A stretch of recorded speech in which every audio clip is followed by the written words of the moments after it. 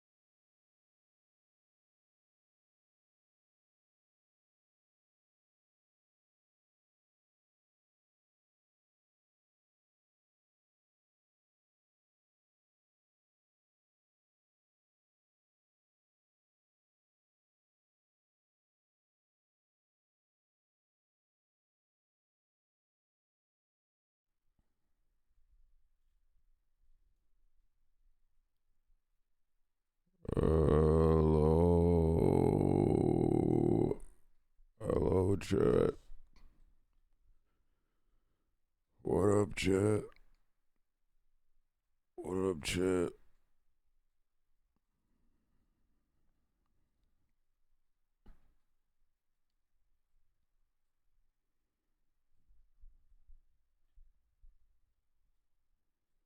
What up?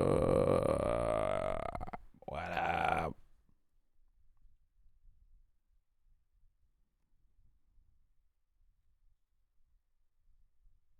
Dude, it smells like booty hole on Mars.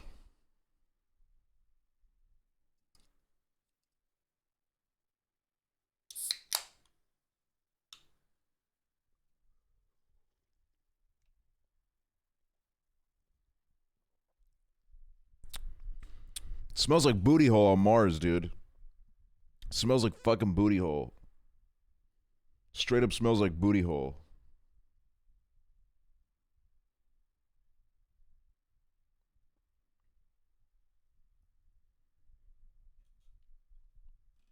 It smells like booty hole on Mars.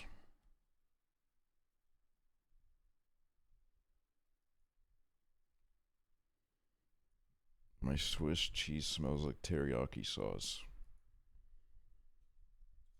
What kind of smells y'all experiencing right now? What kind of smells are in your presence? Right now, I smell nothing.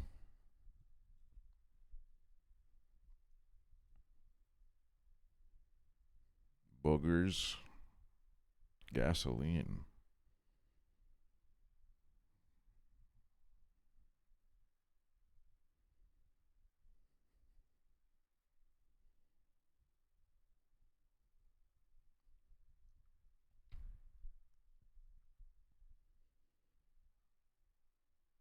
I smell the hand soap I just used.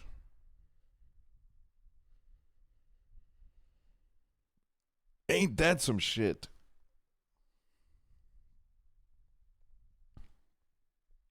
God, I feel tired today, man. I don't know what's going on. Yesterday it was so hot I was sweating, and today I had to, for the stream, I had to put a fucking hoodie on because I was freezing, bro. These are the fucking situations we live in every day. I smell fresh air. I have my window open. That's disgusting. It's 34 degrees here. I was literally stuck to the car seat. Ew. I smell digging in my butt.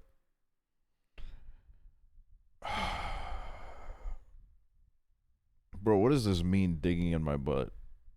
Like, let's really like unpack this like new hot trendy sentence that everybody's been saying. What the fuck does digging in my butt mean?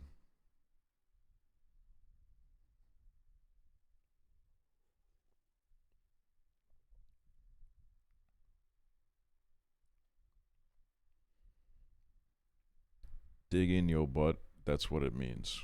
What the fuck does that mean though? As if you don't know. Okay, I'm not like acting stupid. I know what it means, but like why? Like why? Digging for what? The hell does that mean? I can smell you. People say dig in your butt and then shame those who actually dig in their butt. Let's talk about that. Yeah, that's kind of how it goes. That's kind of how it goes, man.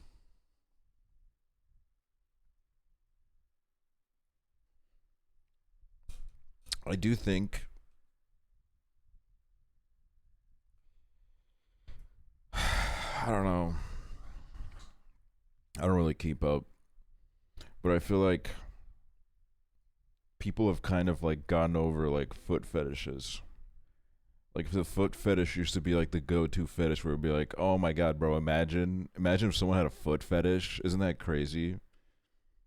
Like I don't really see I don't really see people like pulling that voice line anymore.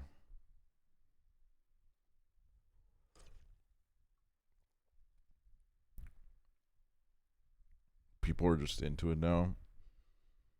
I mean, you gotta be like objective about the situation and just understand that, like, honestly, that is in the greater context of everything, it's like one of the most fucking normal things. What the fuck? How much money is that, Adam? That's a lot of money. Why you got a necklace?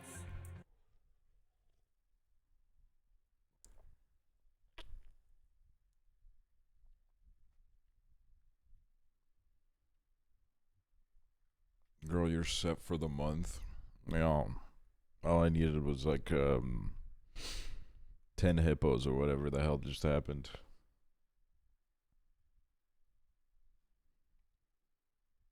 You're welcome. Right, thanks, thank you, thank you. Thank you. Guys, what's y'all vibe right now? What fucking day is it, dude? Freaking Wednesday or Thursday, depending on your freaking time zone.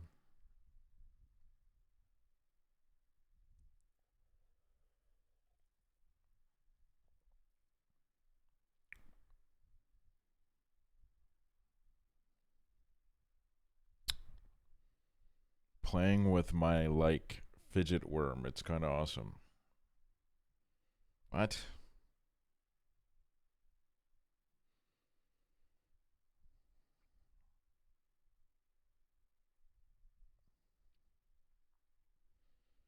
Nauseous and tired. Bro, I'm never fucking listening to Fall Out Boy again, bro. I don't know what happened yesterday. My stomach felt so queasy. And then I just stood up and I walked around and I just felt normal, so I don't know what the fuck that was.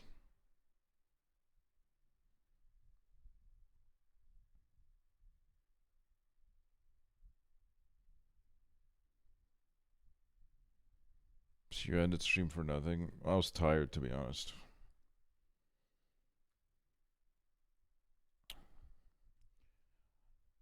You're just an awful person. What?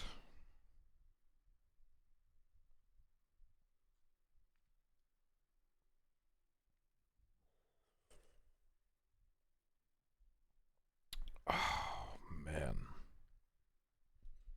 Fucking love Dr. Pepper, bro. Harry was trying to fuck water in a fridge today on stream. I don't. It's like we're talking. It's like we're speaking a different fucking language sometimes, man. I don't understand what's going on.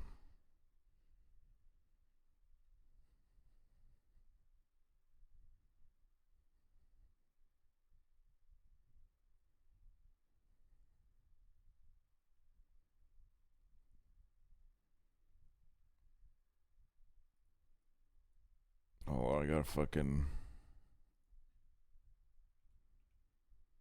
low key. Every day that I go live now, I'm just so excited to do the dailies, man. That's what I'm into. Even though I'm so bad at them, that's what like really gets me out of bed in the morning, man. That's what I'm excited to do today.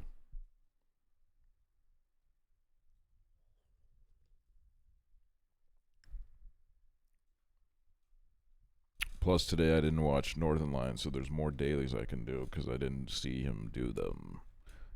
I didn't see him do them. I didn't see him do them.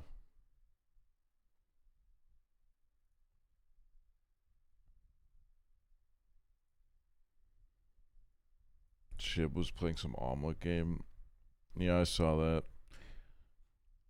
I didn't really understand what was. You might. What the fuck?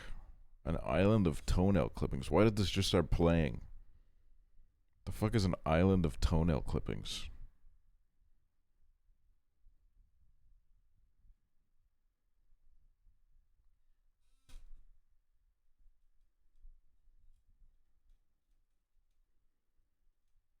Can you show some support for the LGBTQ? Sure, whatever. Honestly, you know what? I will, because they're kicking my boy's ass on Twitter, man.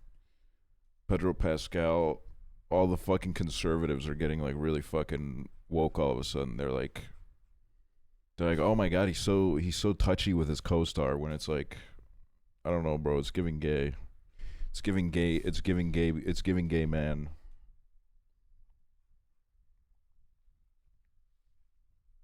So I will stand up for the gays today, and I'll say,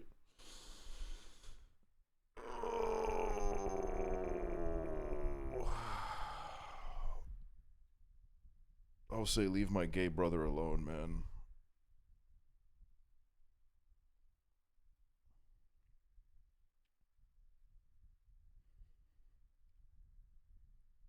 He's making her uncomfortable, and it's his best friend Sarah Paulson. Dude, it's just like so fucking I just don't understand how people are so up in each other's shit all the time, man. Like the whole like she's pregnant and she has a husband. And I'm like, I don't know, we don't know anything about this fucking situation, okay? Low key, if my pregnant wife has a fucking gay best friend, she can fucking do whatever she wants, man. I don't give a shit. I don't give a shit, dude.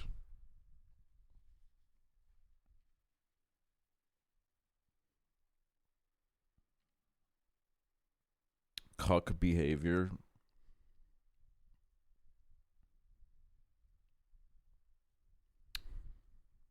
You're an interesting chatter. I keep an eye on you. You're giving kind of like alt of someone that's banned, and I've been thinking about like whether I should ban you or not. I don't even know why I get that impression from you, but like there's just something about you. I need to investigate you further.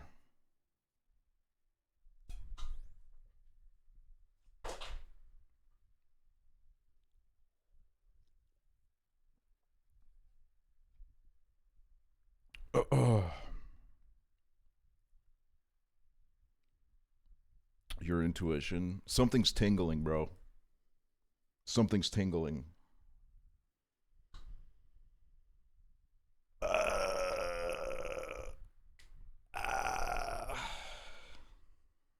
Ooh, now they're trying to sound gay to avoid being banned. I should throw like random accusations out like that more often, just to see what it does to a chatter.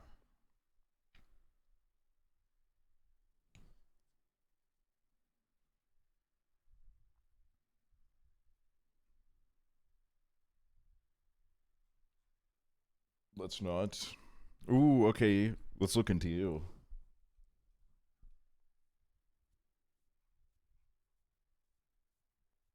Four days ago, you said Hello Kitty, smiling emoji. And then you said period flop.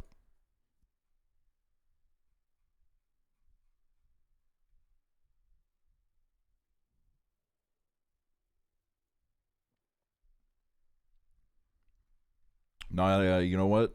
You pass my vibe check.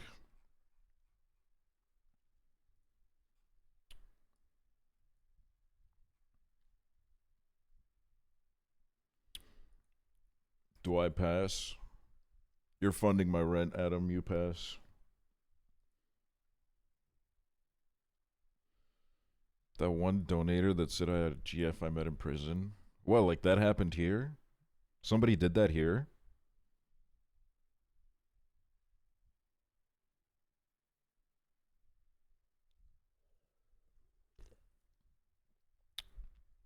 What the hell? You and Prezzo always call me a terrible person. When did we call you a terrible person? There are way bigger assholes in this chat. Let's look into you.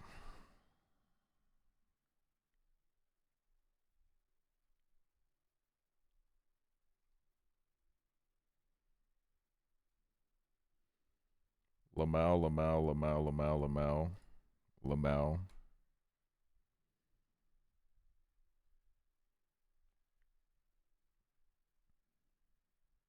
No, I remember. No, I remember why you got called out. I remember why you got called out in the Prezzo chat.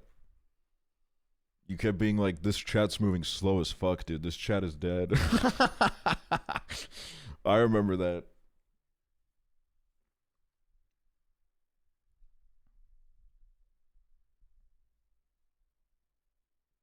I don't think it's like a general indictment of who you are as a person, but I think in that moment, I don't think it was bad to call you out.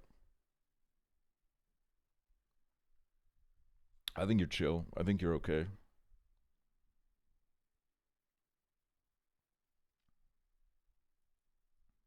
Is that like a crime? I just think like, what are you supposed to do with that information type shit. Type type moment. We got to spread positivity. When your favorite streamer is getting 2 messages an hour and is at the lowest view count you've seen them in 7 years, you got to like lie to them. You got to lie to them. I never look at my viewer count, and then every now and then it's a stream that's like fucking flopping and I didn't even know, and then someone in chat that I've never seen chat before goes like, "Oh, wow, you got this number of viewers." And it's like the lowest number I've ever seen in my life, and I'm like, "Damn." I'm like, "Fuck." I wish you had real channel point rewards. I can barely do the posture check.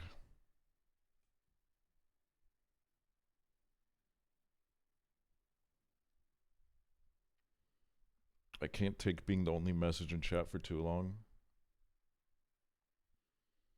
I just like, I don't know. The way I view it is I don't really chat either. I don't really chat that much because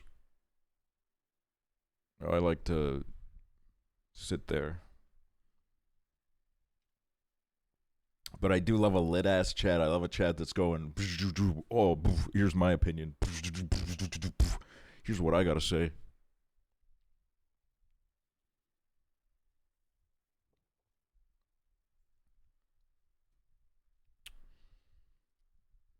Your chat goes too fast sometimes lately. That's now you get the gist of it. That's exactly the kind of shit you gotta say. We streamers, we're giant babies.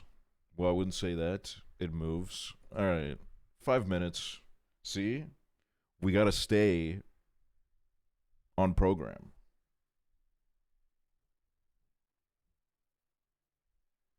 We need to create our own reality.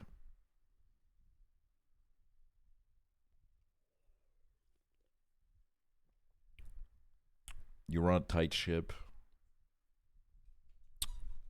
Ah, yeah. I love shipping, dude. I've been like getting into shipping real people in my personal time.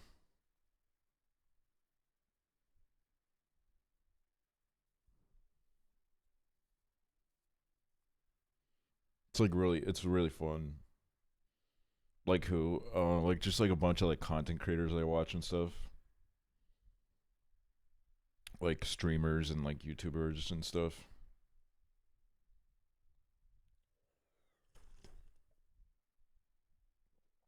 Do you ship Rhett and Link? Um, no. I think they have like a really toxic chemistry, and I don't think they get along really well at all. You can tell they're playing it up for the cameras. They probably don't even talk off camera. They don't even know each other like that.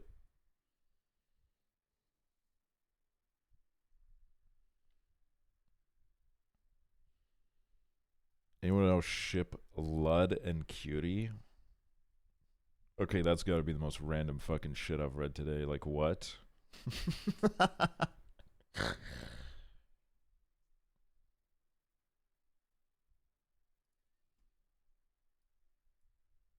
Like, okay, we're just saying anything today.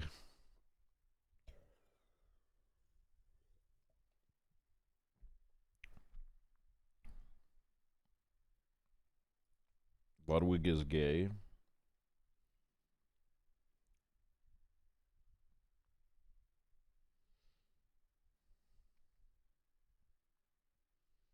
Ludwig is they, them, ass could not handle cutie. I didn't say that.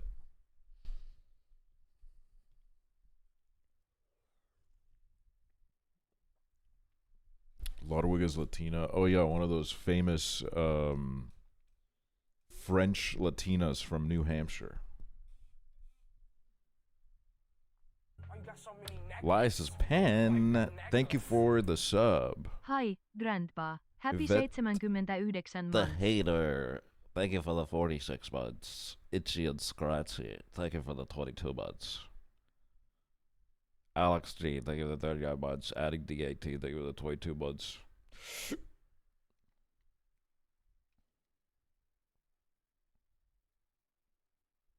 Can I order a pizza with a side of pussy?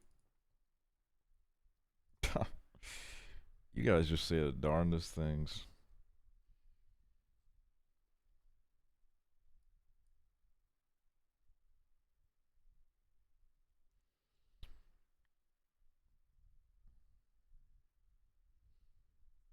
He doesn't even know.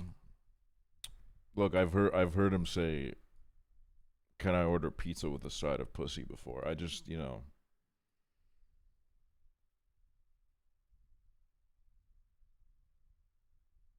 Do you ever wish you had 25K viewers? Sometimes I'm like, I could do like 25K viewers for a year and then probably get like a few million off that and then like cruise off of like my current viewer amount. I don't really want... I'm in like a battle of like, I'd love to have more money in my bank account, but I also don't want to go back to like the size that I used to be.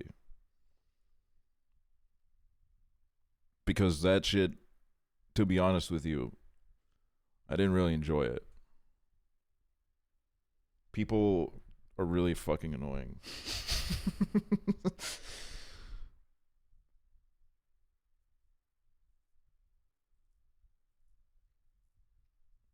I don't know, man.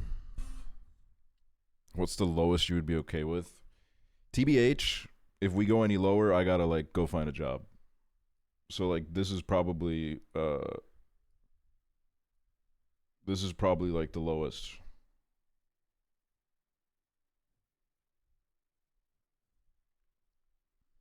But like I don't want to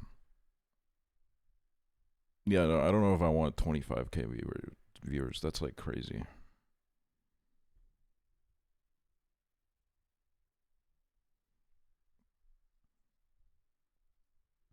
I look at like I look back at like quarantine and I'm like, fucking Christ, man.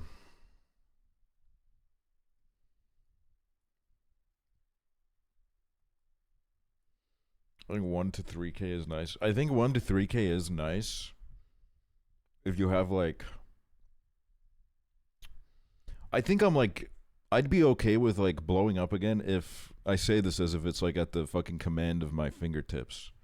But like I'd be fine with it if low-key it was just like 30-year-olds. Like I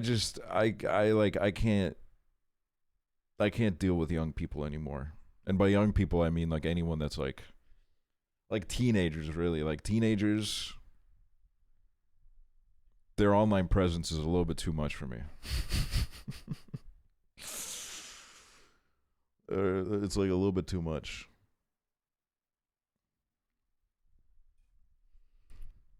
You can't do young turned girlies, boo. I'm 26 years old. I don't think I should. I think I gotta like fucking... I gotta get real.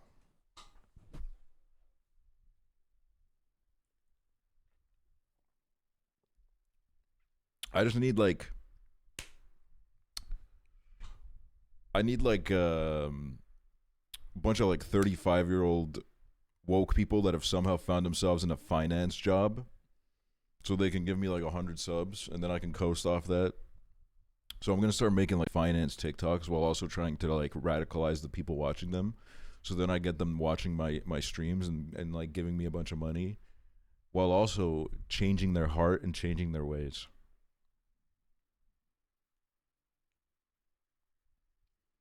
The viewers you want are smart enough to not give you money. What, really? People in finance are smart enough? Yeah, man. I fucking heard it all now.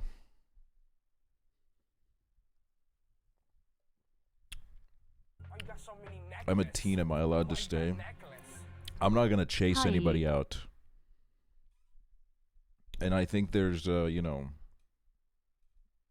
think really what it is with the teenagers in the community, it's like there's always just gonna be a few bad ones that will like, give everybody like all the rest of them like a really, really bad energy. So I think it's like a little bit unjust, but I also think it's like, understandable.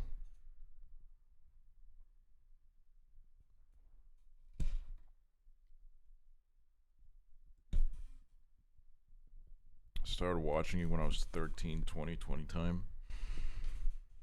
God, that's fucking insane, dude. 13 and 2020, bro. Jesus. That's nuts.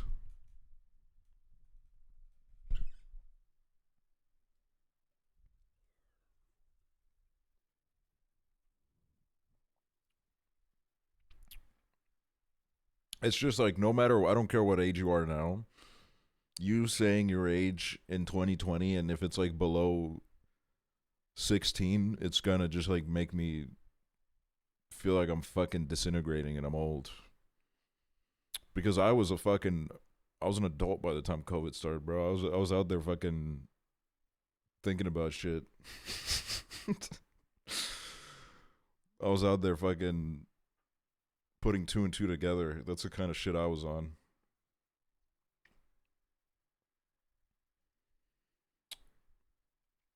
Let's get you some Casey-tron viewers. Bro, low-key, I think like the 35-year-old Casey-tron gays would get low-key canceled in this chat. I think they would get eaten alive. I don't think they would survive in here.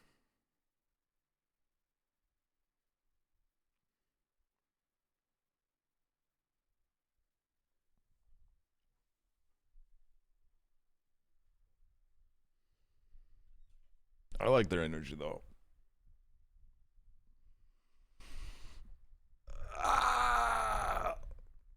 Oh.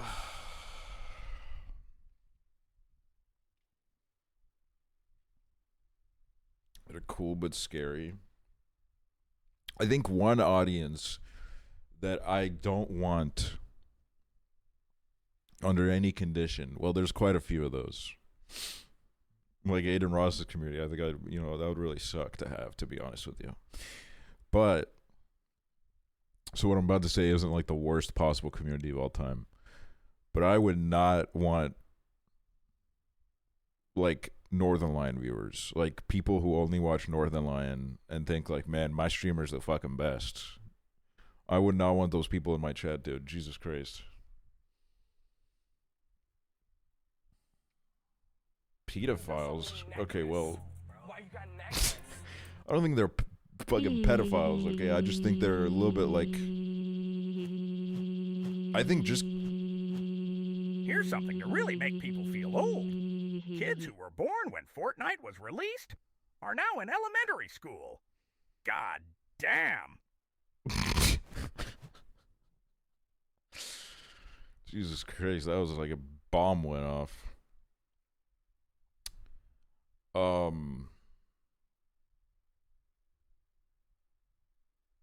was I saying? Oh. I meant that you wouldn't want pedos in your audience. Well, yeah, no, I would not want pedophiles in my audience. That is true. I think pedophiles are bad. Our Northern Line viewers like 35. I don't think that's true anymore. I think Northern Line viewers used to be 35. I think the average age has come down a bit. And then I think the problem with it is that like every Northern Lion viewer thinks that because they watch Northern Lion, they are as witty as him and they are as smart as him. And like I'm sure some of them are. Like sometimes I see some messages in the Northern Lion chat where I'm like, shit, that might be like top 50 Twitch message I've ever seen in my life. But then I look at some of them, I'm like, oh man, you just don't. You know, I get it. You've put in the work. You've watched like hours of Northern Lion VODs, but you just don't have the juice. And I don't know who in your life has to tell you that, but you just don't have it. And I'm sorry. But then they, you know, they're like a little bit pretentious about it too. They're like, man, I'm like, I understand real Twitch because I watch Northern Lion.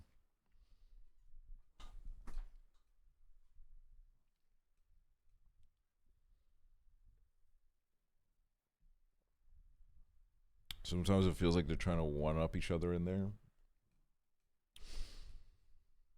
I still, like, I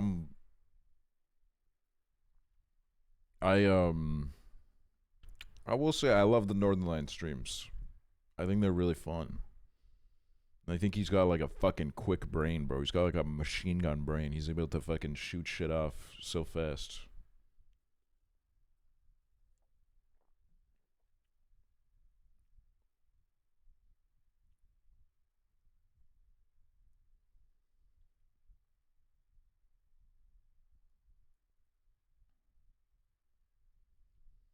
I think it's like I think the best Twitch streamers low key are people that like had to go live in the real world for like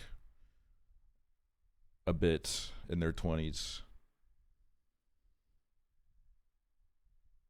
I think that's like I would honestly like never encourage anyone to get into this at the age of like, you know, like when I was like 19 and I started doing this shit full time. Cause now it's like I'm 26 and I feel like a fucking veteran, bro. I feel like I'm like, well, I went to like America when I was like 19 and it just ate me alive, and now I'm just like really cynical and pissed off all the time.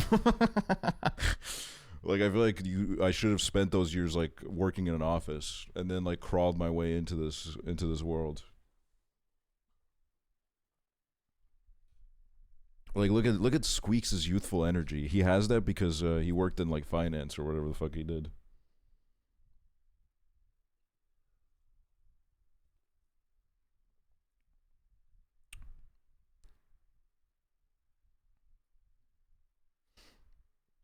Do you feel like Twitch/YouTube robbed your youth? No, I don't think that.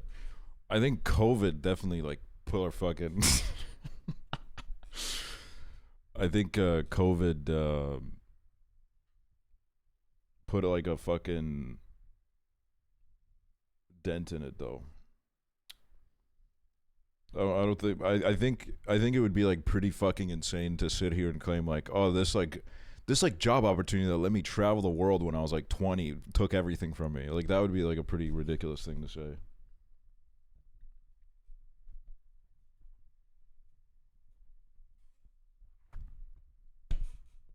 COVID stopped me from going to Overwatch League live games, so it's not all that bad. Yeah, that's fucking, you got saved, Loki.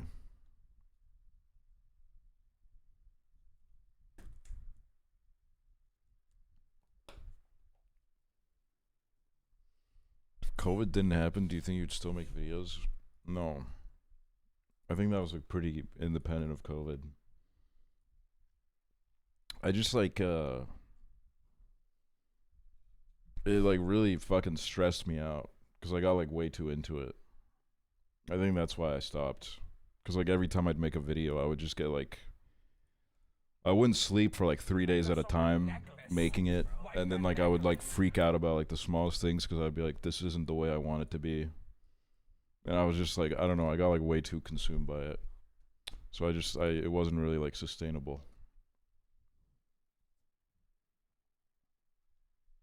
Jeannie was a friend of mine. Thank you for the 31 months. Chili cheese fries. Thank you for the 1 year. Lexia Cat, 9 months. 9 months.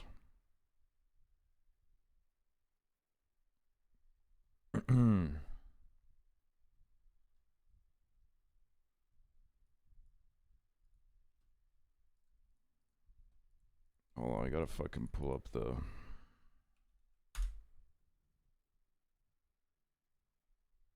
the dailies, dude. We're gonna fucking run this shit. in a moment.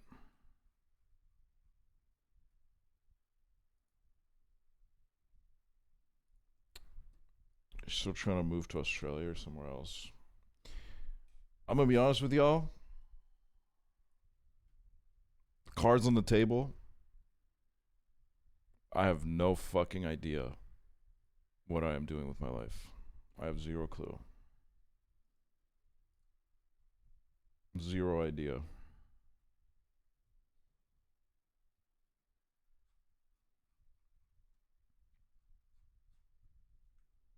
Living is hard. It's my first time living as well. It's my first time alive.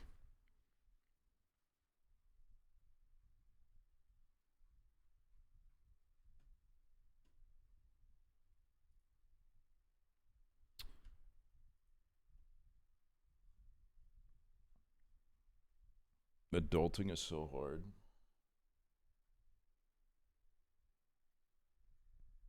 God, it's like one of those things where like I don't think being an adult is kind of lit as fuck, but then sometimes I'm like, man, what the fuck do you mean there's fucking the fucking it's always some fucking random ass bullshit, man. Like when that little pipe burst underneath my sink and my whole kitchen was flooded, and then I'd like talk to my neighbors and like orchestrate the fucking insurance, and I was like, man, what the fuck is this shit? And then like literally like 2 months ago, after 2 years, I had to give like a testimony as to what happened, and I was like, bro, I can't fucking remember. That shit was 2 years ago. I walked in the kitchen, there was water on the floor. Which that shit apparently got the insurance bill. Bro, that shit cost like fucking $4 to $5 grand to fix, bro. Jesus Christ. Like what? What the hell kind of fucking damage did that shit do, bro? It didn't even look that deep. Didn't even look that serious. I didn't have to pay for it though.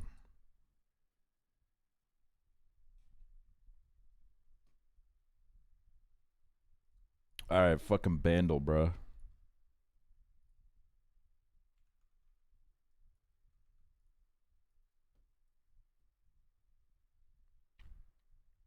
As soon as One Piece is over, I'm going to the mountains and living as a hermit. I don't know if that's going to happen in your lifetime.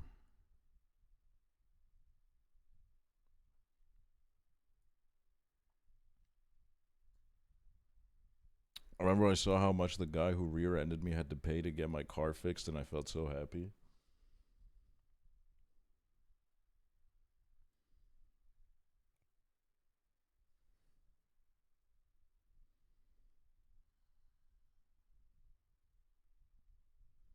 I'm trying to quit nicotine, but I think I'm just a dick without it. So I don't know if I should sacrifice my health to be kind to others. I think you just gotta like tank it for like a month probably.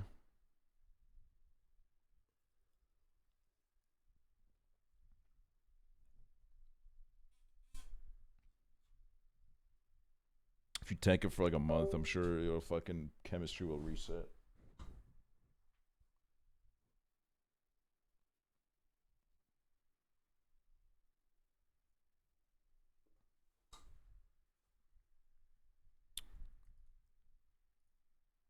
Alright, let's see what the fuck this shit is.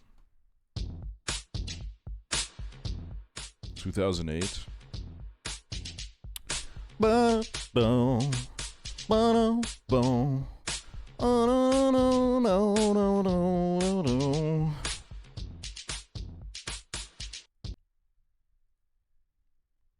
Lady Gaga. Paparazzi. Lady Gaga paparazzi.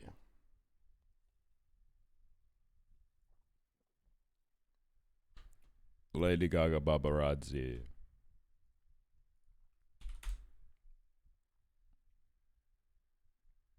Fucking, where is it? Oh no way, the Hurdle 2010s works. I know my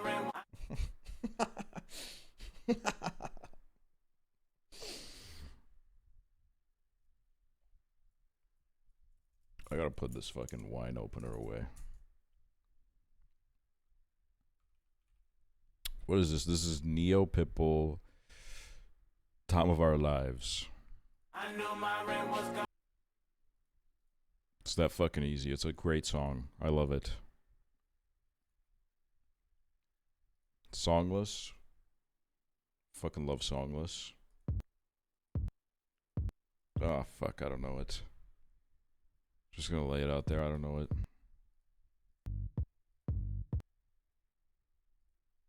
Is this Billie Eilish? Bad Guy? Whatever the fuck.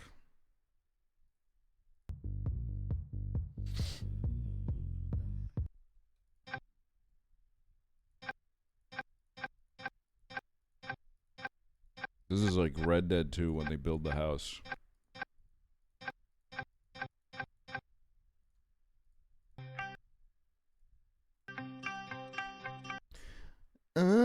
Na, na.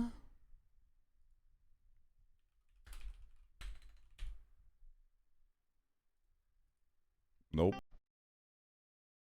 Oh, what the hell? That went in a whole different direction.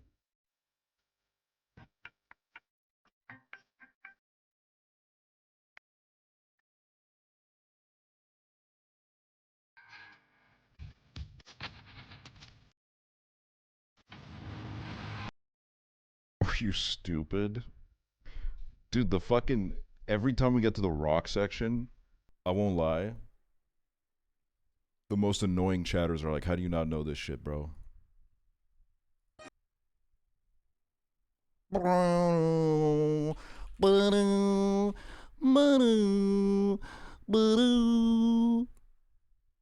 Mr. H.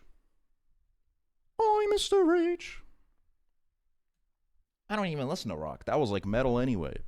See what I mean? The category is called rock. Which is why I referenced it as the rock category.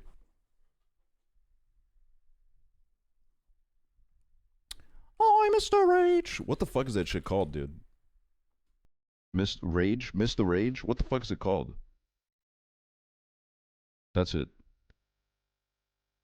I walk like a wet.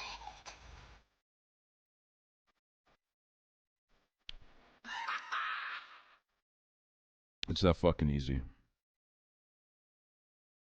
Wait, there's like rehearsal. Fuck you.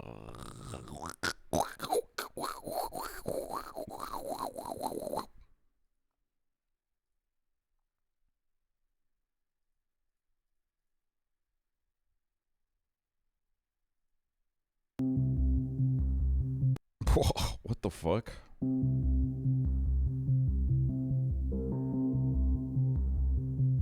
Wait, this sounds familiar.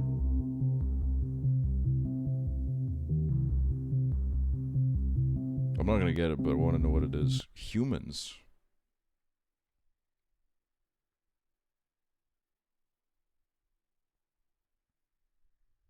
What is humans?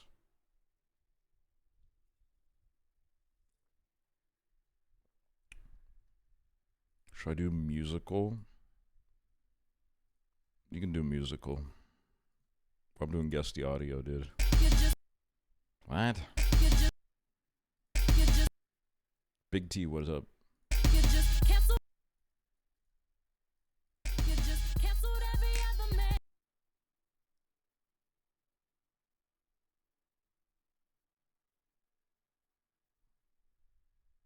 I don't know this one.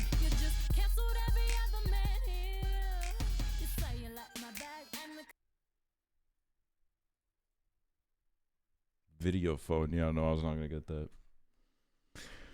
I was not going to get that. All right, let's lock in for this though.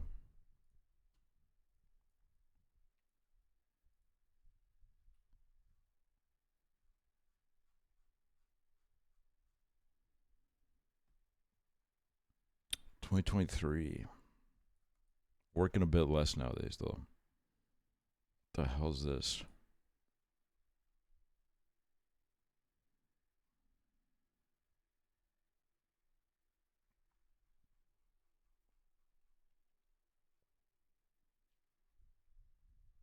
1987.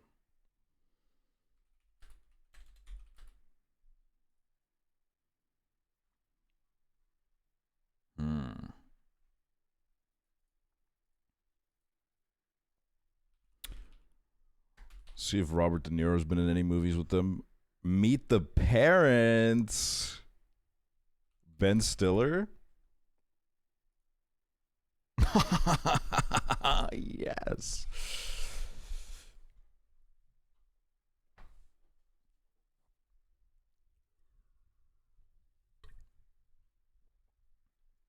Dude, that picture is awesome. What are these movies? Oh my god, the Meyerowitz stories. 6.9? Are you fucking shitting me? That movie's amazing.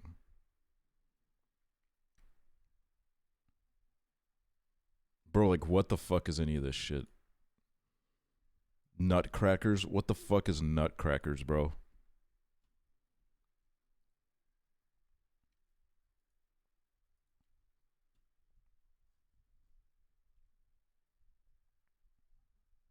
Oh, God. Like John Stamos or some shit? Damn. Clone High? One episode of Clone High?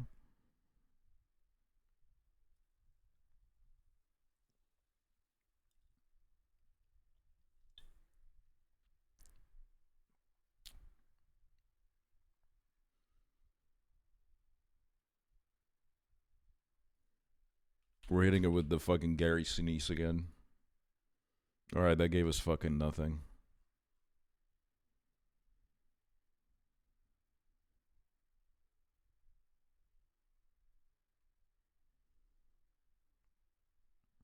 These are definitely some, like, cop shows. These ones right here.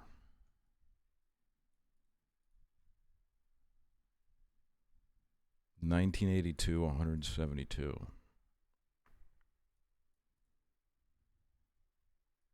1996.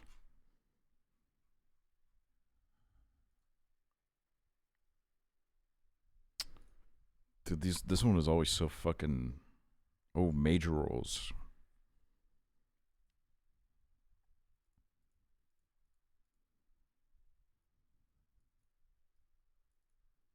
The hell is this? It has a fucking dot in it.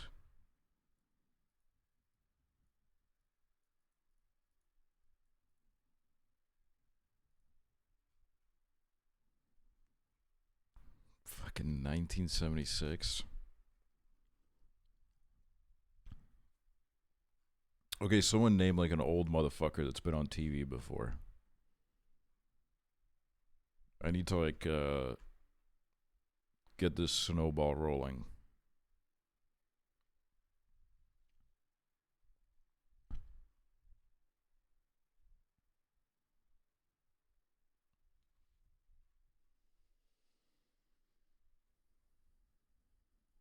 Jerry Seinfeld.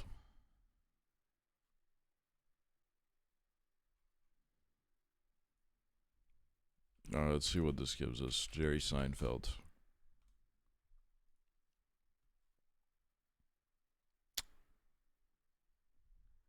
Bro, like, this is why this game kind of sucks.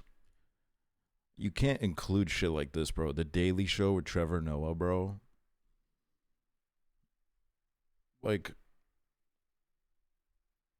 get fucking real.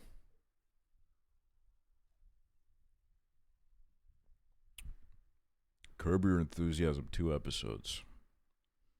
Fuck, that could be like anybody.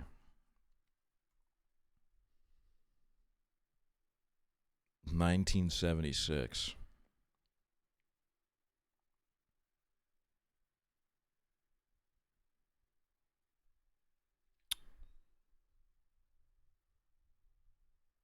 For me to watch Curb on stream.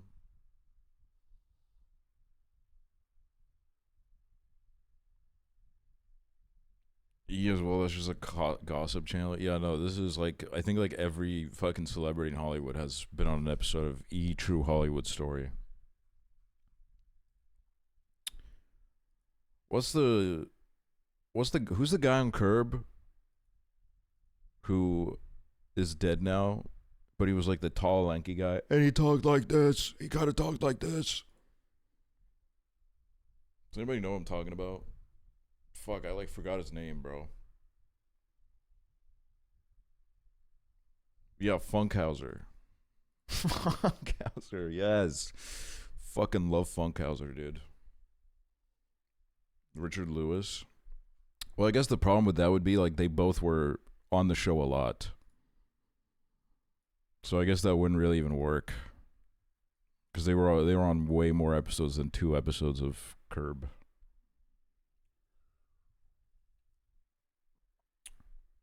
I feel like it's the guy from Back to the Future.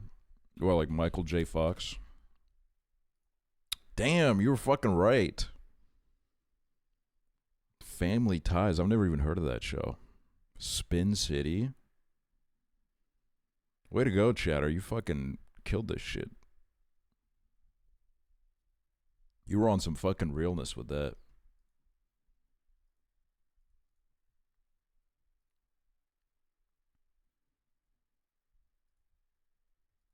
Oh, I love this one, dude. Nah, fuck that, dude. July 19th, 1985, bro. No, bro. No, bro. Not even gonna fucking try. If it was like 2010s, I'd do it. Use the emojis to guess the time. Fuck that shit. Yeah, framed.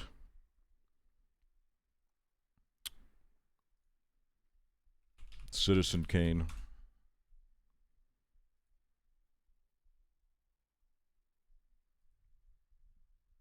Genius at play, keep out.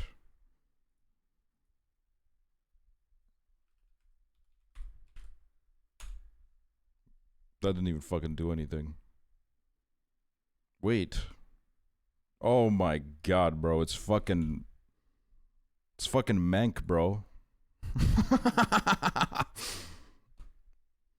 It's Mank, bro. I never watched that.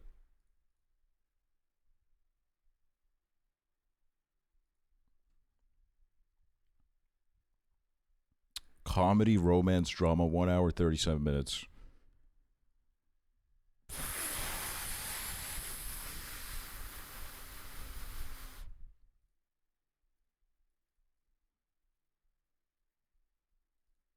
How? Nope. I was gonna go how to lose a guy, but no.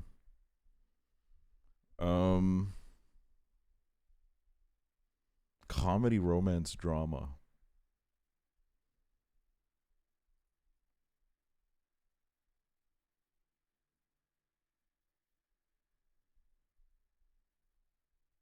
What could a 2-letter word be?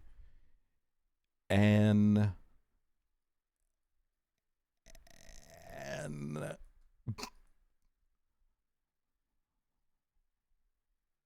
me might.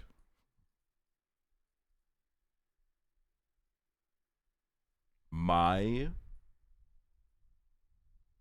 babysitter is a vampire.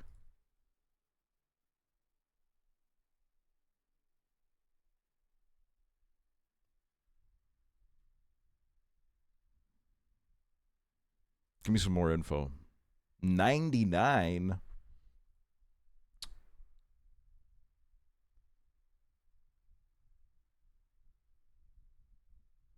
$99.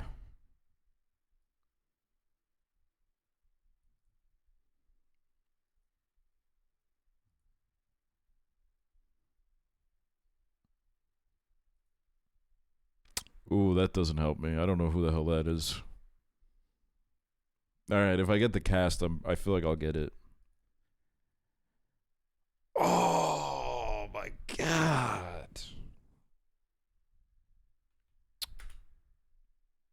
Oh fuck.